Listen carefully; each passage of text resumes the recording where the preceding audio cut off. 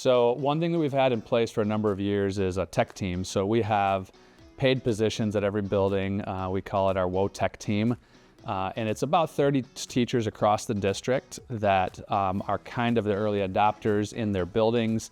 They also are that neighbor down the hall that you can go to for advice when it comes to classroom instructional technology. As a WO Tech team, we get together once a month with our Director of Technology, and we get to have good conversations about what are some of the needs of our teachers in order to best reach all of our students. And our key objective is we want to see an increase in student engagement. And whatever technology we would need to do that, we have felt really supported by our district along the way, whether that's through bond funds or grants.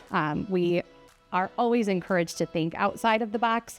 And as a tech team, we've been able to really think outside the box, and we end up getting really great tools like BenQ.